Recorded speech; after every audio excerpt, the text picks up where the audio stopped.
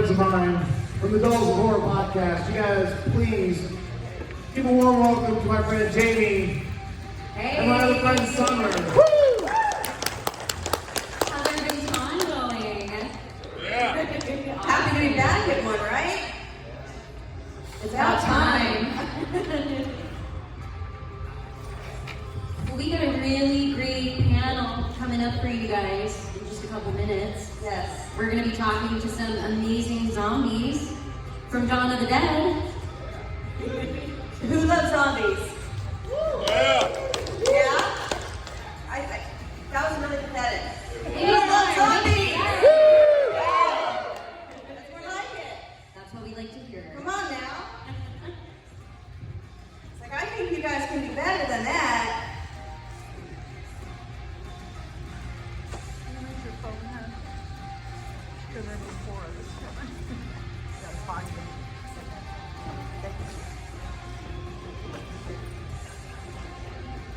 So do we have any first-time con attendees in the audience? Oh, awesome! Let's give these guys a round of applause. Over here too. This is only like my second one, but what an amazing show, right? Awesome. Welcome. Hey. Hi. I'm first up, so I get to Right? We set it up just for you. We do too. There's a whole story. He's kind of an unofficial mascot. Right, everybody. Guys, this one right here. Back and forth here. Great. Well, welcome. We have our wonderful Dawn of the Dead panel here today. Yes. Do we have another microphone? Do we have one here? Oh, I'm the only one. Yep. Here, give me this one. Okay. So, since we have such a great group here, we would like you guys to all just introduce yourselves to our audience here. Hello, Taso Stavrakis. Did all the stunts and special effects with Tom Savini. This is Dawn of the Dead, right? Yep. That's actually what I said to her. I said, wait, which one is this? I've ended up being more zombies than anybody else on the planet. Dawn of the Dead, Day of the Dead, Walking Dead, Dead, still dead after all these years. So would you say you're a professional zombie? I am a professional, yes, professional zombie. Any questions you have about zombies? Oh, we got some. Definitely. You're in here. Oh, you're talking about amazing here. They're up And there I talking was about victims, is that what you're saying? That's people that are talking about. I was victims and zombies, right? Did I kill myself, Jim? I don't know what it I is. might have. I've got your seat saved. Hello, I'm in the second row in the middle. Okay. I'm John Kiss, Love you. her better half, and I was the pie zombie. I'm Paul Musser. I played Plaid Shirt Zombie. Wait a minute, that's the poster. Yeah. Poster boy. The head with the zombie head on all the posters, that's Paul. Yeah, but Taso kept me locked in an airplane hangar. Wasn't me. Great. Well, since we have some professional zombies on the stage, we really need some help with something. I know that all of us in the audience have probably tried our hand at a zombie shuffle once or twice. We wanted to know if you guys have any great tips on being a zombie. from the master. Well, the more you drink, the better it gets. We just, George gave very little direction about that. Everybody sort of intuitively shuffled because we were dead, and so our bodies were deteriorating, and so then hence the big discussion about fast-moving zombies years later when the movies started coming out with those. Yeah, you're deteriorating, so everything doesn't quite work. There was a discussion about how do your muscles keep working if you're dead, and some of the stuff is broken, and some of it is eaten, and so. We did hire some real amputees, which made our job somewhat easier during Dawn of the Dead. I don't remember if that kept going later. Some people really did not have any legs or arms or limbs, and so they course, had a realistic movement, difficult movement. Did you guys get any direction? No, I was going to say the same thing. There was no direction, just do your thing. So you just That's what he said, do your thing. walk slow, do your thing. Walk slow, do your thing. Well, Jamie is a big fan of slow zombies. I'm a purist. I love the slow zombies. Okay, so I would love to know, how did you guys get involved and what was your audition like? Did you audition or did you just, if you want to be a zombie, show up? I was best friends with Tom Savini at Carnegie Mellon University, and so he said, we're going to go do this movie, and off we went. So we were doing the special effects. We quickly realized there was no stunt crew, so we said, hey, that's us. So Tom and I did all the stunts in Dawn of the Dead. And then, so there was no audition for me. I was there as a crew member, and then we just kept adding bits, including our characters, which we invented. And George was just, yeah, great, that's terrific. And he just kept adding bits that we were coming up with. I don't know how he did it, because, and we realized later that he really was a genius in his head, like Alfred Hitchcock. He was editing. So, we would come up with these crazy ideas. Hey, I got this idea, we can do this, we can do that. And he would say, yeah, man, that's great. Well, then he had to cut and edit the movie instantly in his head where we could insert these great ideas. And some of them got in, so that was really cool. So I was in college, and we had the old phone booths, and I saw a flyer that Which said, college? Rock Mars. In Pittsburgh. Like, we got one of those. Yes. So there was a sign up that said they were looking for extras for a movie, and there was a phone booth, and so I started calling the number, and it kept being like busy, fast busy, like it was disconnected. Well, we didn't have cell phones back then, so I went home and I thought, well, I'll try to call again. It was still busy.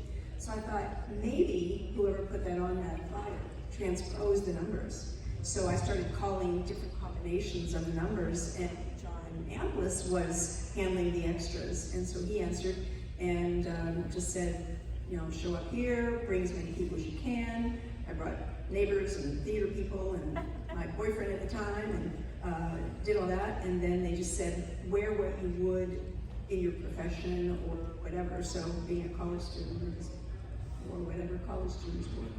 So, wait a minute, the phone number was wrong? It was wrong. And you just... I just started playing the numbers. It was like, I was 8, 9, and I said, yeah, I just kept calling You numbers. found the right one? Found the right one. Did you tell John? I told John. Yes, that's why no one called. That's right. That's right. And basically, I just followed, The girl, follow the girl. That's how I got there. I think being a good zombie. Use the mic, Paul. Yeah. One of the things it takes to be a good zombie is a good makeup artist. True. Come on, tell your story, how you got And how'd you get started? Yeah, on the set. That's a good story. I was playing in the band called Fluid, and there was, I think it was Joe Shelby who got us a couple of us parts as extras. And really, that's all that I was supposed to be, and I don't think anybody knew that the plaid shirt zombie would attract the attention that it did. It's such an iconic image. I'm sure some of us in this room have that poster or image on our walls. Joe Shelby was on the crew. Gotcha. Joe Shelby was on the crew. Okay, and we'd also, obviously the makeup was really amazing. We'd love to just hear a little bit about what the makeup process was like. How long did it take you guys to get ready? Looking back now, of course, the makeup was amateurish, but at the time, we were out there experimenting and studying and seeing what else had been done. Not much in that respect. George would like to see everything He wanted to see details. He wanted to see the destruction of the bodies. He wanted to see the stabbing and the shooting and the rotting. He didn't like it when movies cut away. You see the gun come out and you cut away and you hear the gunshot. He didn't like that. He wanted the audience to see the destruction of what we were causing. And so that was difficult and interesting. And so there's something else I was going to say. I didn't. Damn red, it was shot right out of my head. Oh God. We glued it on. We had so many extras. We had a room maybe 3 times the size of this room up in the Monroeville Mall where we gathered. It was like a green room and costumes and makeup all in one. People sat in it for hours like they do on any movie set. And so we got there at 9 o'clock when the shopping mall closed, and we were there all night long until 4 or 5 in the morning when they were starting to reopen. And we had tables, a long set of tables set up along one wall where Tom and myself and Jeannie Jeffries and 3 or 4 others, Denise and then John Amplis. And so there was a series of makeup stations. So the people who were in the background got sort of general gray makeup and some blood splotches and some other costume would be written. And then the closer you got to the camera, or specific your death or your part, you got more detailed makeup. And Tom had hundreds of baking trays full of latex goo and scabs and makeup. And we just pulled them off at random and glued them onto people's faces and then colored them. And that was a lot of the makeup. Rotting teeth, that kind of stuff was easy.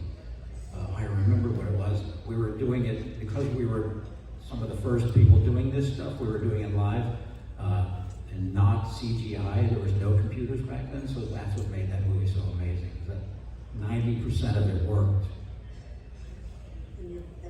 Oh yeah, that chess piece. We can talk about that later.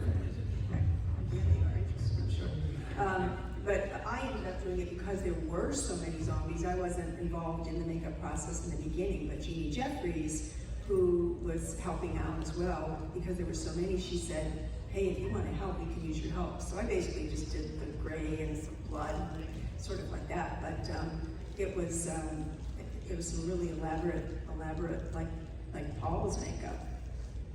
What they do for you? Yeah, I remember a little bit about, I think, being in a makeup trailer.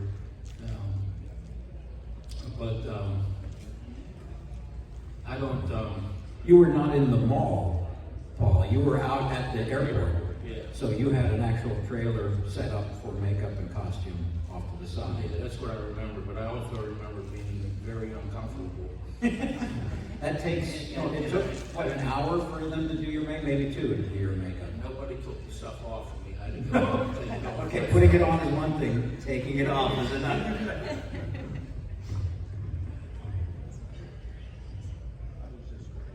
Just gray. You were just gray? Okay, I have something about the gray. A lot of the makeup, because nobody had done it before, a lot of the makeup, including the gray that we put on people and the blood, they were coming from Germany. There was a company, and I can't remember the name of it right now, but we had to send away for it. It was coming from Germany, and most of it matched. Every once in a while, we get a batch that was completely different color, and some of the zombies came out blue, some came out really dark gray, some came out much lighter gray. Through the grapevine, it's 3M did the blood because we had not talked to Dick Smith until we went to do Friday the 13th. And Dick Smith invented the blood formula that everybody uses now with the carrot syrup and the food coloring. Back then, you couldn't just go out and buy gallons of blood like you can now. So we bought stage blood from 3M company, and it looked like you can see now in the pictures. It looked very comic book, very obviously fake. Which, was kind of a good thing. Back then, people were shocked. Anyway, at a movie in general with all the blood. And so something that Dick Smith said later when he was doing Taxi Driver, and Robert De Niro shoots the guy in the hand and his fingers fly off and the blood was spurting out. All the censors and the producers, they said, this is too realistic. And they changed the tint on the film to change the color of the blood because it was too realistic. So that kind of helped in Dawn of the Dead. It helped everybody cope with the fact that there was so much blood that it was kind of a fake, bright red color. So I wanted to know, did you guys meet? Did you know each other on the set, or did you already? We were dating, yeah, that's just I dragged him along. It was like, So he was the boyfriend at the time. he was. That became more. The way you said that, I was like, he's no longer in the picture. Yeah, same one. It worked out. And my cousin came. He was the escalator zombie. You know, he'd go to the escalator and he's got the bullet. And he could only come for that night because he said, you have to come, it's so much fun. And he came and they would say, okay, so who wants to die today? Okay, so raise his hand. I'll die. That's how Jimmy is. I'll die. So then he said, I have to go. I can't stay anyway, so he didn't mind being dead and going to the escalator. 4 seconds of fame. 4 seconds of fame. It's more than most of us have, so there's that. Are there any audience questions at the moment? Not yet? Okay. No? Okay. Moving on. What is the impact that this whole thing has had on your lives? It's pretty amazing, right? Right. Well, we were still in college, and this was the first movie experience, and it was just so much fun that we kept going.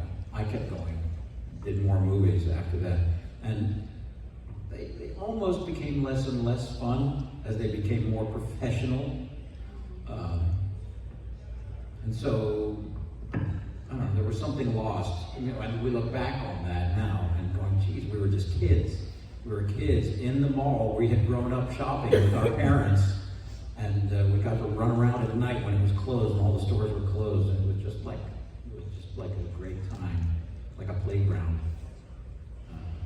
And George is key to that because he made it like that. He wasn't a tyrant, there was no screaming, there was no yelling. We came up with these great ideas and he said, fine, and he let us do it. And there's no movie that will ever do that today. You can't do that and make it work like that. So that was kind of magical. Well, and saying too that George would allow sort of free reign with that. They also allowed something they don't allow anymore, where you could take pictures just on set. Everybody got cameras. Everybody took pictures. Not phones, cameras. Right, cameras. Go Yeah. get that developed, guys. Yeah. No, it's a process. And, yeah, right. It was a whole photo map and photo hut and all those things.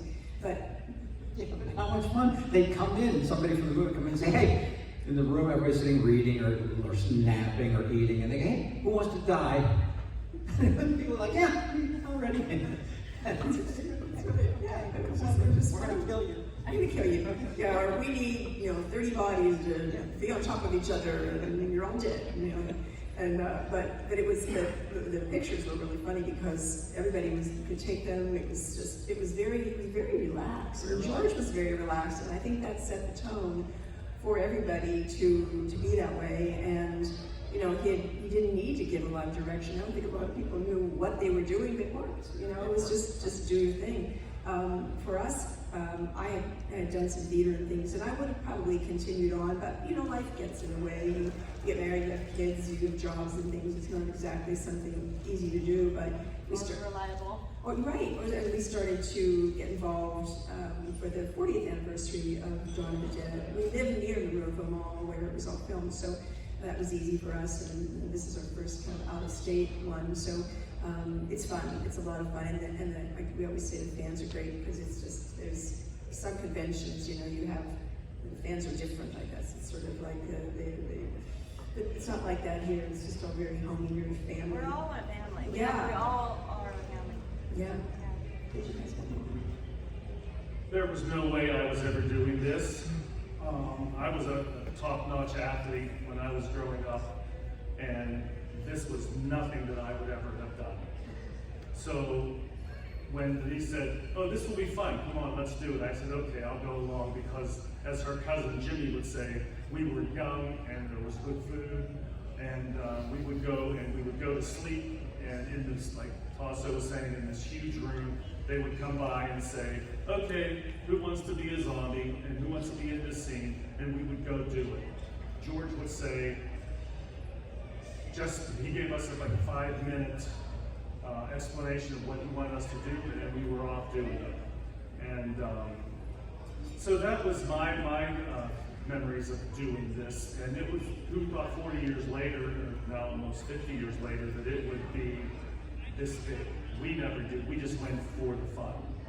And I'm glad I did. I'm glad I was there for it. So I did something right. Well, we have another thing right there. Spawn is right in the front there. Spawn up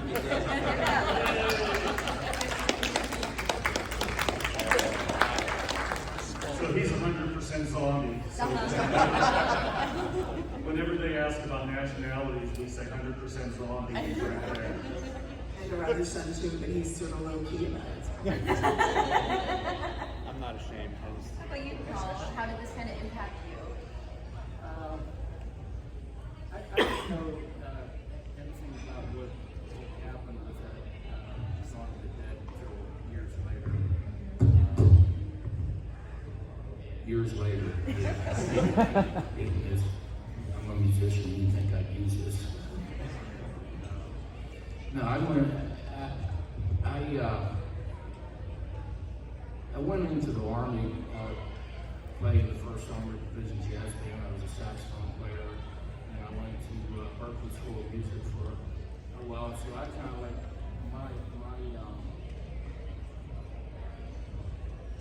I had a lot of things going on in my life, and at that point, the Army Dead wasn't one of them.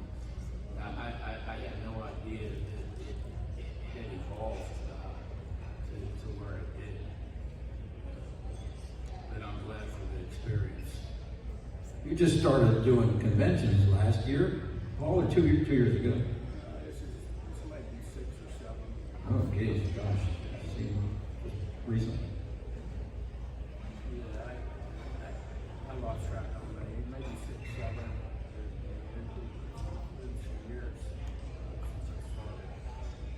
It's been some years since I started doing the conventions. And I think we're all curious. So when all of you actually saw the finished product, I would love to know, like, what were your thoughts? Were you scared? How did you feel about it? No, we weren't This scared. guy, never. No, we weren't scared, but it was fantastic. You know, we had so much fun making it, and finally, when the finished product came out, we just burst out laughing and cheering, especially with the music. You know, the crazy music at the end. It was amazing. It was exactly what we thought, or 10 times more than what we thought we were making. So that was pretty cool. You know, we were just playing as kids. We didn't realize the seriousness of it, but George did, and so he made this movie that we're all still interested in all these years later. And so that's when we realized it at the end, when it suddenly was a real movie, and we were all in it. That was really cool. I was going to say too about that. We had a screening, so everybody was invited, and because we were extras and not as involved as Taso was, we were there for the whole filming there, and then there were a couple of scenes that weren't there at the mall, but we didn't see it. So we all saw the screening of it. What scared me was when Roger comes back from that. One scared me. The elevator?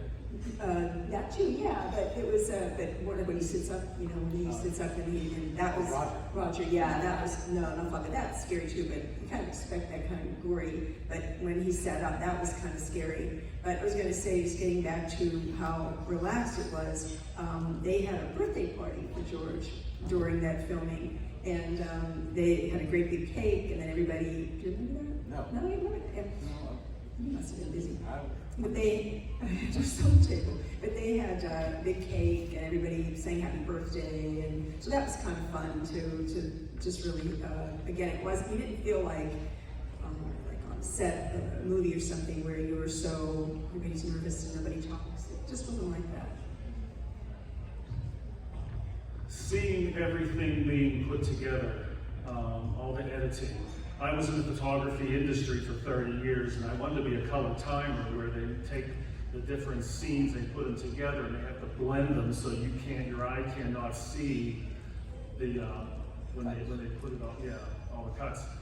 So the one part when we were in Monroeville Mall, there was somebody, I don't remember who they were now, but they were on the roof, or they were they were on a ladder, and all they did was drop a tennis ball over and over and over. And I asked what that was all about, and they said, you'll see when the movie's put together. And that's from when they were on the roof, and I think it was it Ken? Ken is playing. He was playing tennis, and the ball went over the roof. But seeing it, it looked like it was from the roof, but it was really only from the top of a 6-foot ladder. So that was interesting. What was the original question? I'm going up. Just, what was kind of your thoughts when you first saw the final project? And were you scared? Did you just like have fun with it, like we kind of talked about? I always like the gore parts of things. The movies with the gorier the better. In fact, I'm a wound care nurse now. So anybody that has a wound here, you can come and see me. I just thought it was amazing that the makeup and the more you did, and with the hatchets going into the heads and the blood coming out, and that was just all so exciting to me, being in the industry and seeing how it was all put together when you went to that premiere. So it was. It was kind of surreal seeing that, because, oh man, is that how we did that? And it looked so real, but then you knew how they did it, so it was like, oh. So that was just my thought.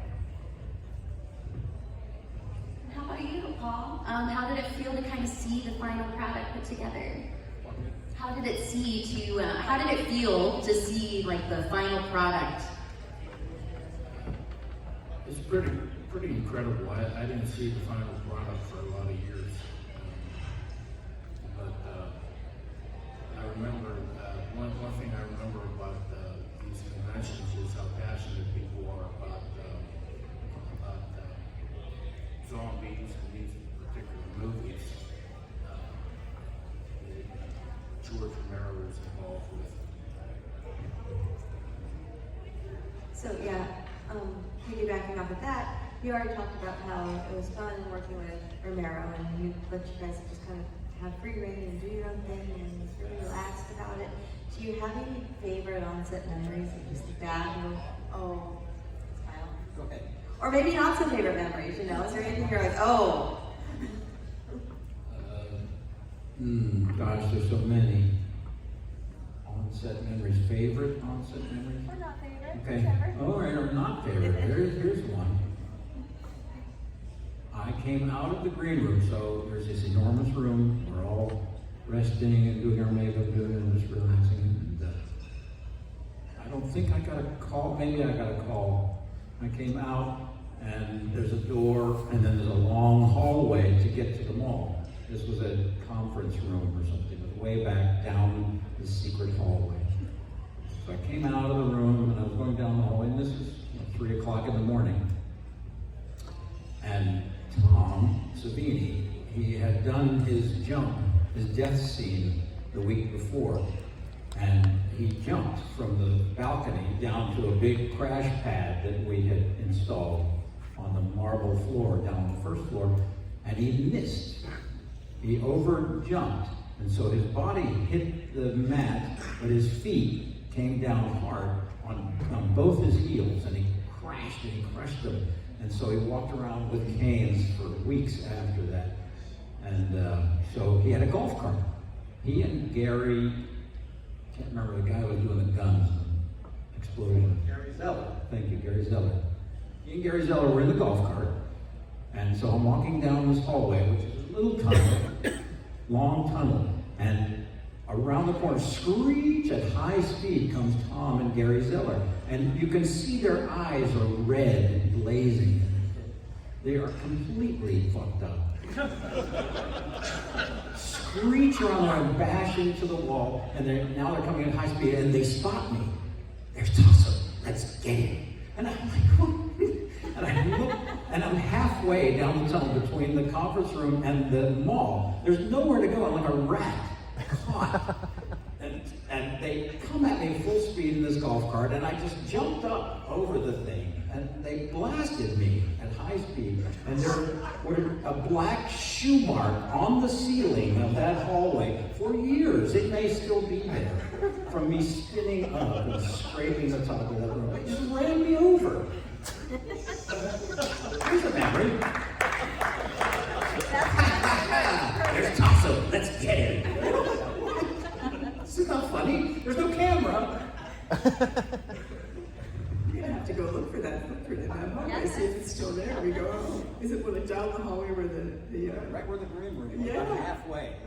Go look for that, take a picture if I can find it. I don't have anything great like that, but it was everybody was approachable. That was one thing. Everybody was, you could talk to anybody, and it was great. The other thing was watching Taso, all the stunts being done. Everybody would just line up around there and watch what they were doing. So that was really fun. And take pictures.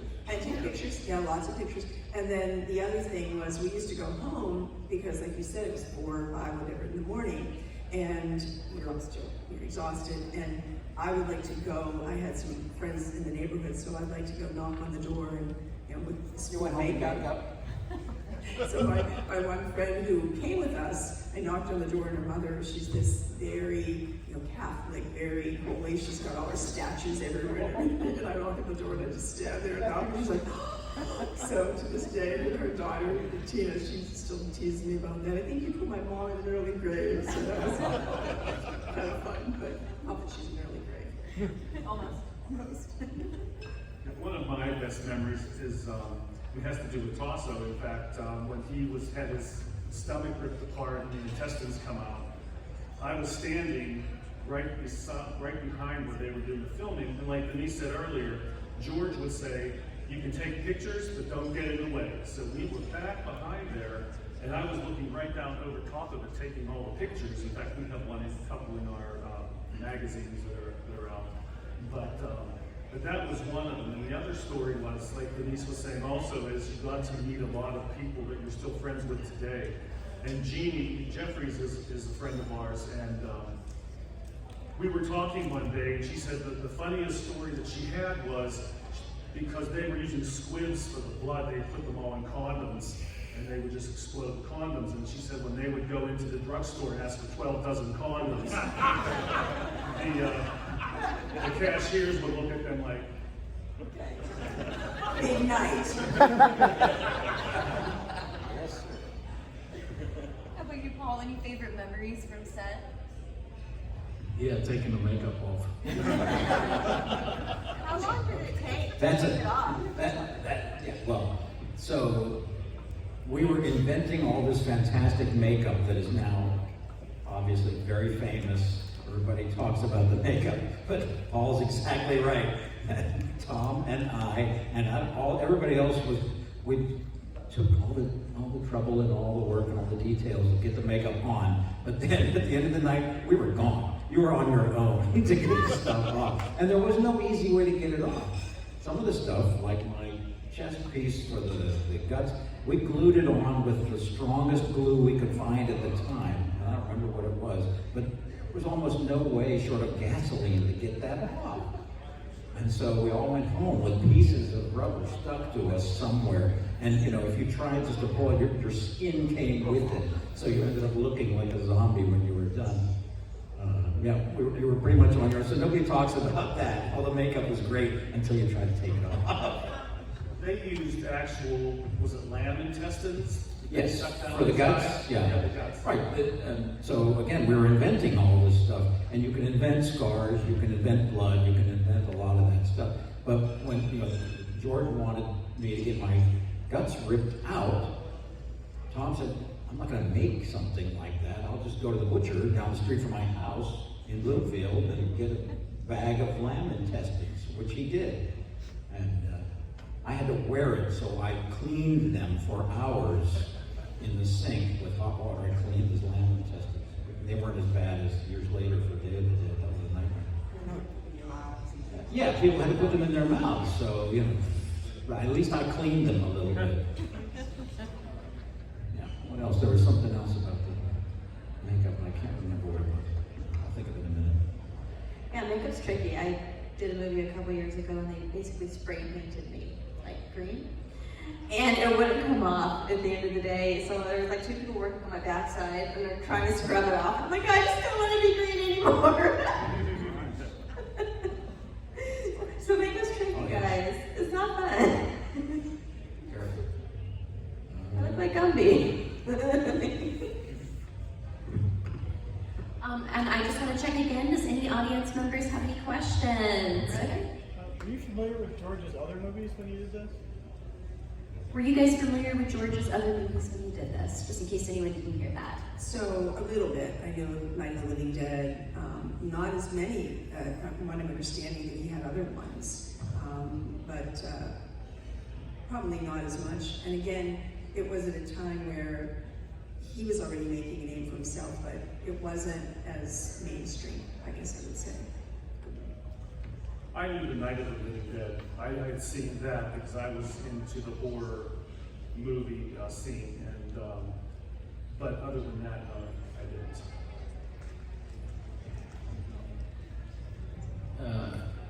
I remember basically all I did, I think I was hired as an extra, and I showed up and did what they told me to do. Went home, and I don't think the makeup was water-based. Oh no. It did not come off easily. No. Yeah, I mean, at the time, I didn't really have a big role in the movie. It's just something that evolved. At least, I have a very great recollection of Night of the Living Dead. I'm not sure if I've ever seen the whole movie by that time or not, but I was aware of somewhat of what was going on around me. Okay. It was a learning process. So Tom had learned the hard way how to do makeup. Tom is now the big famous makeup guy now. Well, he had to start somewhere. His hero was Lon Chaney, who did all his own makeup, Man with a Thousand Faces, right? And so Tom wanted to do that. So he read up as much as he could about how Lon Chaney had done stuff. Well, Lon Chaney took coat hangers and stuffed them up his nose to do, a lot of his. So it was all hands-on, hardcore, physical stuff. He said when he was learning, he had read something about sticking these pieces on with spirit gum, which we all use in acting class now. Well, he didn't read it right. He thought it said spearmint gum. So he chewed up a bunch of bubble gum and tried sticking it on his face, and that didn't work. So he took his young then wife and tried to cast her head to do his first casting to make it, and he plastered her head to the kitchen table and had to get it off with a hammer and chisel. So it was a whole learning process. So when it came to Dawn of the Dead and sticking the makeup on, that was fine. You're on your own to get it off. And then we kind of so what was the best way to do it? And there really wasn't a good way to do it. Saw some other audience questions out there. When I was a kid, Dawn of the Dead scared the hell out of me. As I got older, and I really started to learn more about George, he did a lot of his films talked about consumerism or race relations and things like that. When you look back, was there ever a time you look back like, holy crap, I was a part of something powerful kind of mess besides just scared? Now we can see, here we are, 40, 50 years later in these conventions, still talking about it. We didn't realize at the time, we were just having fun and making movies. Ooh, that was cool. We didn't realize that George had these messages out there, and some of them were, subliminal enough where even much later people still didn't get it. But, where were the zombies? In a shopping mall. Here we all are, walking around the shopping mall like zombies. You ever go to Walmart today? How many people you bump into? They're just staring over. They're just there, walking around. It's, he was making these subtle comments about us. society in general. This is where we're going. How do you feel about that? And yeah, he had a black hero, Night of the Living Dead, back in the 60s. And then in the 70s, and they were kind of with white women, because that was some sort of taboo back then. Well, he didn't like that was taboo. So he said something about it in his movies. And people still didn't talk about it because they thought maybe it's just kind of coincidence. I don't know. George was way ahead of his time on so many levels. I was going to say George was woke back then, right? As a college student, I wasn't as involved, of course, woke as I am now, but so I didn't really realize that. And again, when you're just filming those little bits, it's not like you see the overall, and I didn't realize it either until afterwards, and people would say all of his movies had, something different in it. Wow, where was that vision? It was very much a visionary. I was clueless. I was a baseball player. I was just there, so I didn't. Yeah, I was a musician who needed a couple extra dollars, and trust me, it was only a couple. But like I said before, I just showed up and did what they told me to do. I seem to remember that it rained the day they were filming. It just made it all that much more uncomfortable.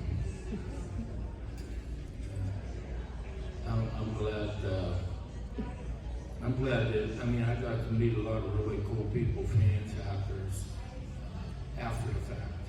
And I'm grateful for that. And you want to talk about money?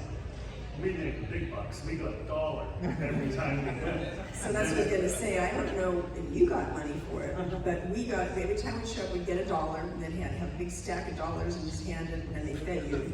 And it was cold, but now at the mall, we were outside, and so it was so cold that if you were going to be in the scene, you wanted to look disheveled, so I took my coat off and put it inside out.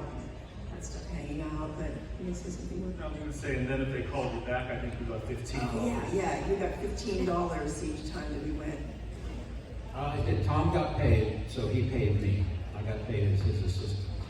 It wasn't much, but certainly I've made more money now in the years afterwards signing my name because I was lucky enough to be a part of that history-making event. Well, that's about all the time we have left on this wonderful panel. If you haven't been by their tables, make sure you go and check it out. They've got some great photos. These guys have like a laptop up with the running slideshow of amazing behind-the-scenes photos you were talking about. I was staring at it for like 5 minutes, and it was amazing. Yes, so definitely go check them out. And if you have any additional questions, I'm sure they're ready for you out there. So big thank you to our panel.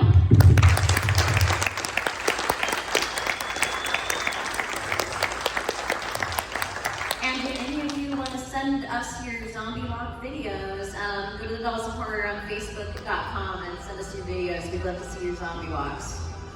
Thank you guys.